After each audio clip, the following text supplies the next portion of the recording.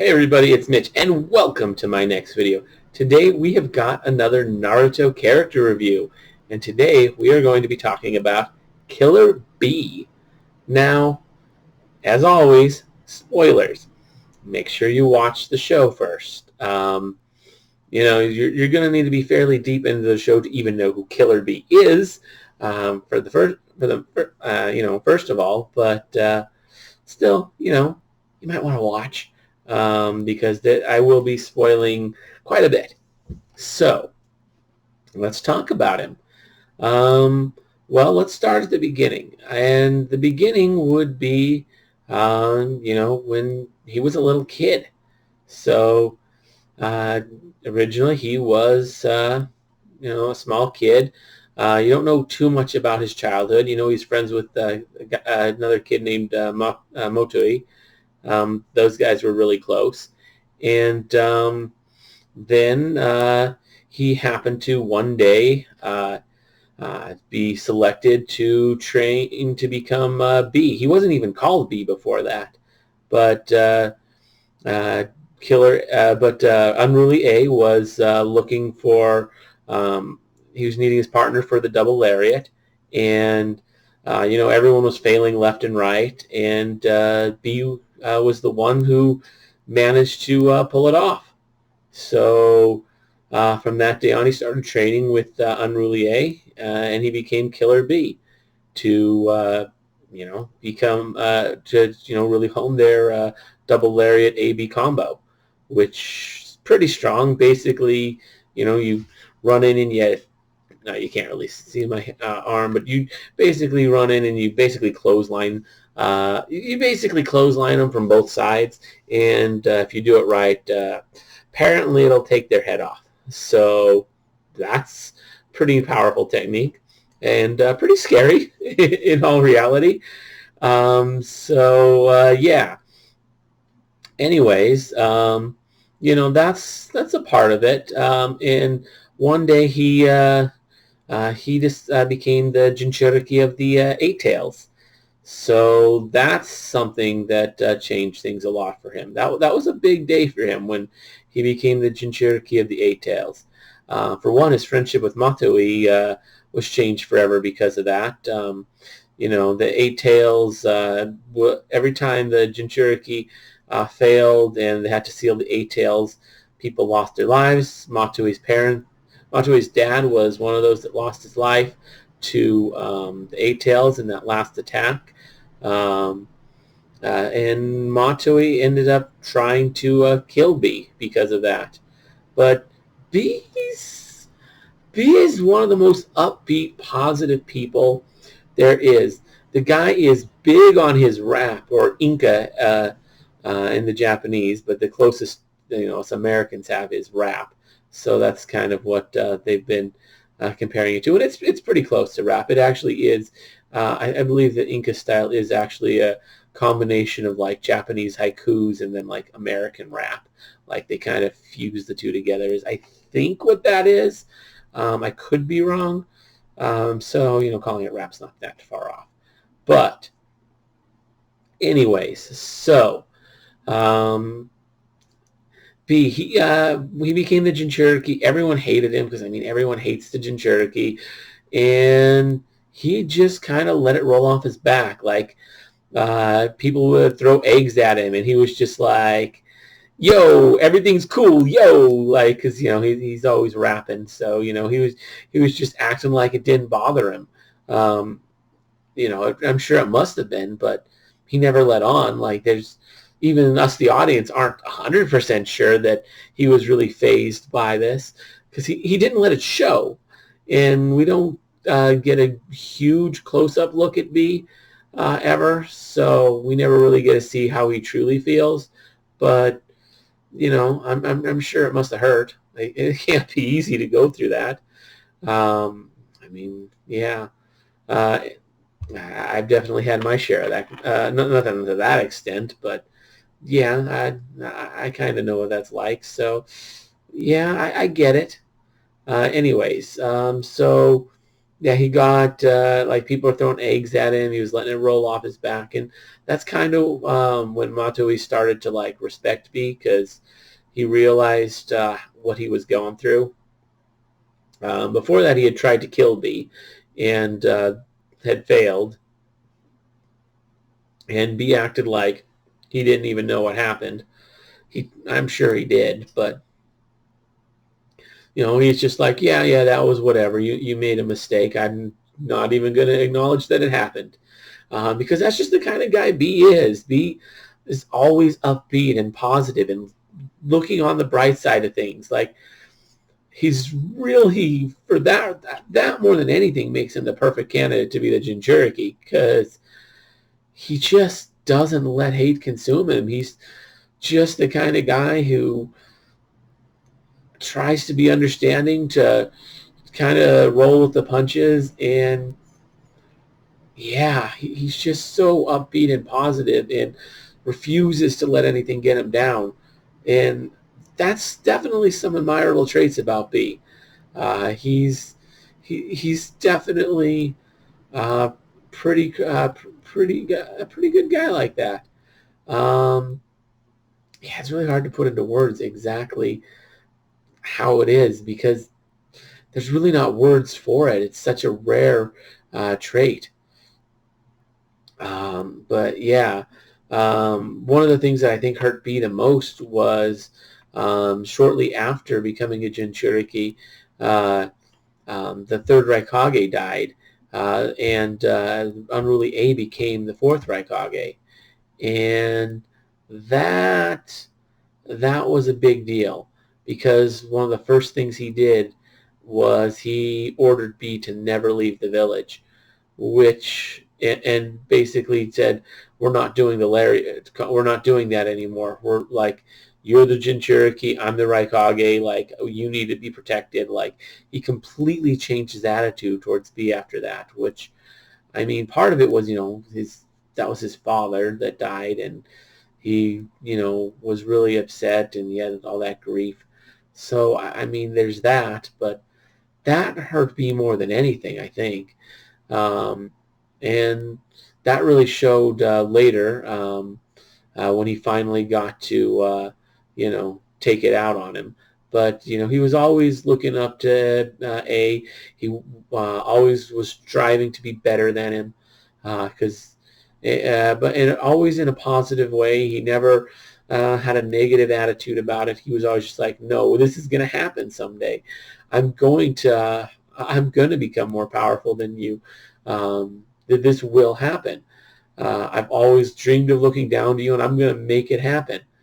And yeah, um, so before that all happened, like he even met uh, Naruto's dad, the Yellow Flash of the Leaf, before he was the fourth Hokage, and he actually could really see the admirable traits of B, more so than even A realized. Um, but yeah, and he held his own against him too. Like, um, you know, Minato went right for like snuck up behind B and went for the kill, but B was ready for it, and he had a blade from behind ready for a mutual strike to kill them both. Um, you never really see how that plays out. I assume Minato just sort of teleported out of there, but yeah, I mean they both, neither of them died in that encounter, so there's that. Um, but yeah, then the next, then B, he goes on, even under, seclusion and stuck in the village, he still goes on to, lead a squad of shinobi, who all deeply, deeply admire him and respect him, as does the entire village, but especially his squad. Um, there's certainly a cast of characters there. Um, yeah, you definitely have some interesting members in Peace Squad. But yeah, the next time you see B, or the first time you actually see B in the show, is when Sasuke attacks him and to steal the eight tails.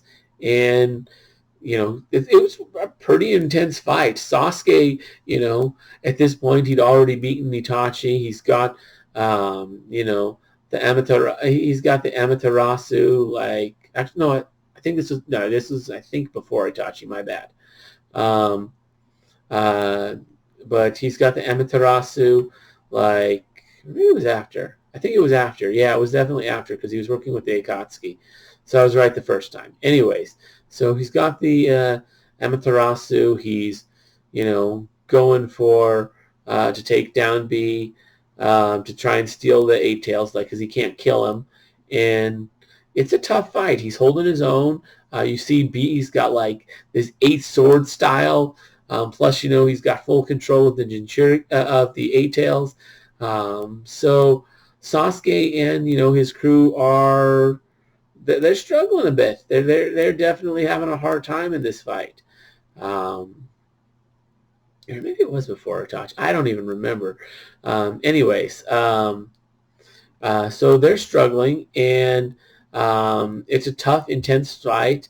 In the end, Sasuke actually hits him with the Amaterasu, and then, like, at the last second, tries to hit him with the Amaterasu, hits the Amaterasu with the Amaterasu in order to put out the Amaterasu, because that's how it'll burn anything, and it won't go away until it stops burning. So if you put a second Amaterasu on the first one, it'll burn away the first one, and then that will cancel it out. So, I mean, that's how to stop it in a weird roundabout way. And that's the first time you see that strategy used is against B. But one of the interesting things about that fight is B decides to use the fight as a chance to escape the village. So he, hides in one of the octopus tentacles, and yeah, and Sasuke takes the what he thinks is B, but it's really only a small part of Eight Tails, and to go deliver that be sealed. Meanwhile, B and the majority of Eight Tails go and sneak out of the village, which causes a lot of problems. Everyone thinks he's dead for quite some time. Everyone's really upset, and there's this whole thing where everyone blames Sasuke. He gets, because Sasuke, did try to kill him, and even Sasuke thought he killed him.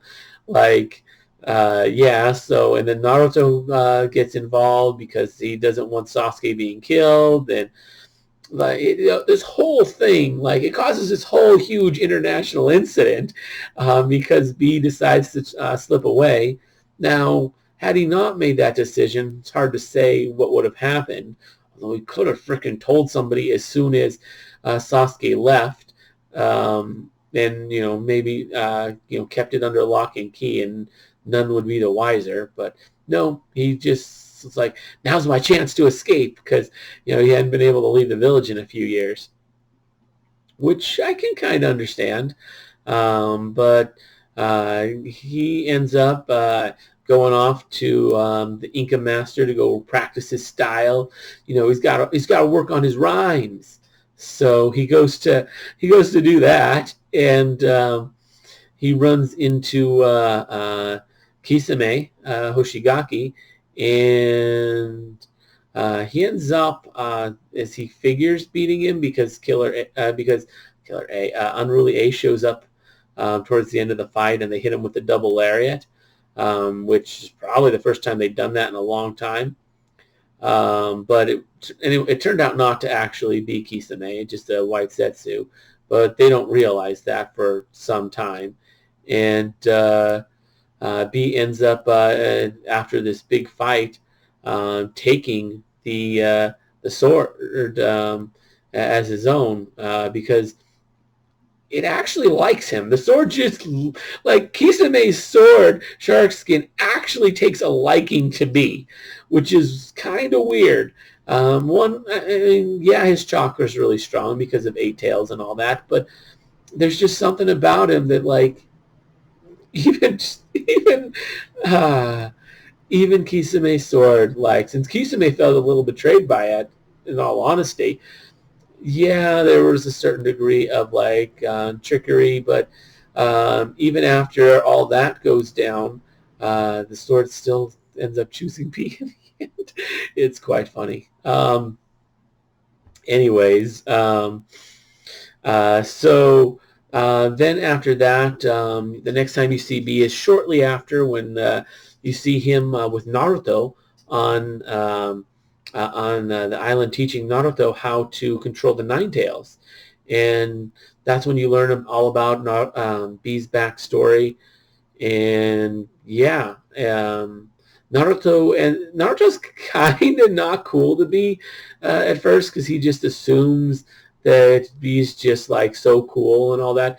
He kind of forgets that, B has been through a lot of the same stuff that Naruto has, and because B's so chill about it, he doesn't recognize the suffering that B went through, which was kind of messed up of him, but somewhat understandable, because B really doesn't show it.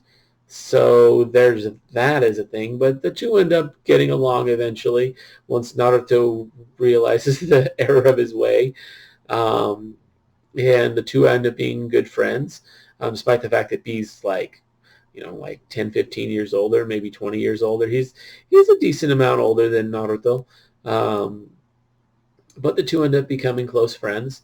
Um, both Jinchuriki, both have control over him. At this point, they're like the last Jinchuriki, because all the others have lost their tail beasts and been killed. Gaara came back, but like he still was killed. Yeah. So, they become friends, and yeah. Um, B becomes a pretty integral character for, the last arc of Shippuden, with the whole fight against Madara and all of that. He's a pretty big part of the fight against Obito. Yeah, yeah, yeah.